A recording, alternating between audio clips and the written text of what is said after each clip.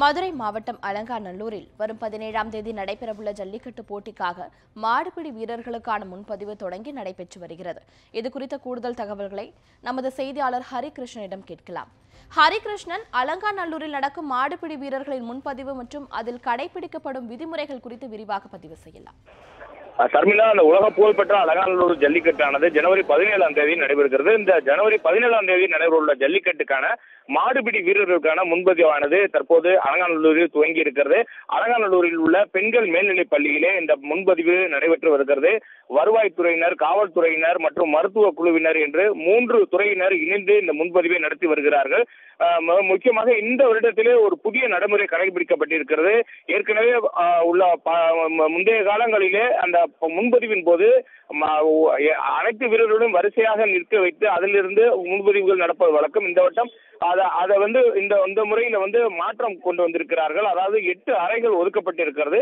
ஒரு அறைக்கு 100 பேர் வீதம் டோக்கன் கொடுக்கப்படுகிறது. முன்னதாக அந்த நுழைவு வாயிலே காவல்துறையினர் அவருடைய அடையாள அட்டைகளை சரிபார்த்த பின்பு அவர்களுக்காக ஒரு டோக்கன் வழங்குகிறார்கள். அந்த எண் கொண்டதான் 1 முதல் 100 வரை ஒரு அறைக்கும், 101 200 வரைக்கும் ஒரு அறை என இப்படி 8 அறைகள் ஒதுக்கப்பட்டிருக்கிறது. அந்தந்த அறைகளில் உள்ளே சென்றால் வருவாய்த்துறையினர் அந்த சான்றுகளை சரிபார்த்து அவர்களுக்கான ஒரு ஒப்பம் அதாவது அந்த விண்ணப்பம் தருகிறார்கள். அந்த விண்ணப்பத்தில் பூர்த்தி செய்து புகைப்படங்களை ஒட்டிய பின்பு அங்கிருந்து அவர்கள் வருவாய்த்துறையினர் சான்று அளித்த பின்பு அடுத்ததாக மருத்துவ குழுவினருக்கு அனுப்பி வைக்கிறார்கள். மருத்துவ குழுவினரை பொறுத்தவரைக்கு முதலிலே உயரம், எடை உள்ளிட்டவைகளை அவர்கள் குறிப்பெடுத்துக் கொண்டு அடுத்ததாக மருத்துவர்கள் பரிசோதனை செய்கிறார்கள். இந்த மருத்துவத்துறையை பொறுத்தளவுக்கு மிக முக்கியமாக உடலிலே எந்த ஒரு காயங்களோ அறுவை சிகிச்சைகளை செய்திருக்க கூடாது. அது மட்டுமல்லாது அந்த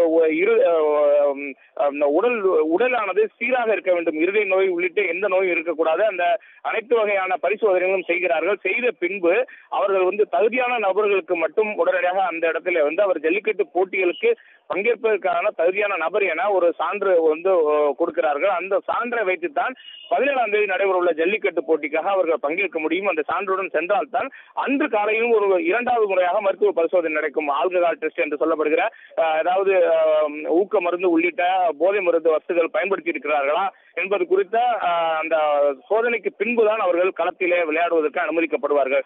இந்த நடைமுறைகள் தான் பின்பற்றப்பட்டு வருகிறது. இப்பொழுது பார்த்தோமானால் இந்த முன்பதிவிற்காக ஒரு 200 காவல்துறையினர் பணியாற்றி வருகிறார்கள். அவர்களே பொறுத்தளவுக்கு ஒவ்வொரு அறையிலும் இருந்து எந்த ஒரு குழப்பமும் சர்ச்சைகளும் வராத வண்ணம் அவர்கள் ஒவ்வொருவரையும் அனுப்பி வைத்துக் கொண்டிருக்கிறார்கள்.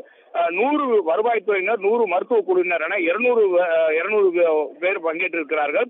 மருத்துவ குழுவினர் தனியாக அந்த மருத்துவ பரிசோதனை செய்து வருகிறார். வருவாய்த்துறையினர் தொடர்ச்சியாக அந்த அந்த ஆவணங்களை பெற்றுக்கொண்டு தகுதியான நபர்களுக்கு உள்ளே விளையாடுவதற்கு அனுமதிப்பதற்கான அந்த நடைமுறைகளை பின்பற்றி வருகிறார்கள். முக்கியமாக வயது விளையாட்டு திடலில் பங்கேற்கக்கூடிய வீரருக்கான வயது 18 - 40க்குள்ளாக இருக்க வேண்டும். எந்த ஒரு உடல் காயங்கள், அறுவை சிகிச்சைகள் எதுவும் செய்திருக்க கூடாது. உடலிலிருந்து இருதயம் உள்ளிட்ட பல பகுதி சீராக இருக்க வேண்டும் என்ற அந்த கோணத்தில் இந்த மருத்துவ பரிசோதனை நடைபெற்று வருகிறது. 2019 ஆண்டுக்கான ஜல்லிக்கட்டு போட்டிக்கான அந்த அலங்காநல்லூரில வழக்கமாக ஒவ்வொரு முறையும் 1000க்கும் மேற்பட்ட வீரர்கள் பதிவு செய்வார்கள். இந்த முறையும் அதே போன்று ஆர்வத்துடன் ஏராளமான இளைஞர்கள் மதுரை மட்டுமல்லாது தென் மாவட்டங்கள் மற்றும் வட மாவட்டங்களிலிருந்து தமிழகம் முழுவதும் இருந்து இங்கு பங்கேற்பதற்காக அவர்கள் அதிகாலை முதலே 4 மணி முதலே இங்கு காத்திருந்து டோக்கன் பெற்று தற்போது அந்த மருத்துவ பரிசோதனை ஈடுபட்டு டோக்கனை பெற்று சென்று கொண்டிருக்கிறார்கள். சர்மிளா.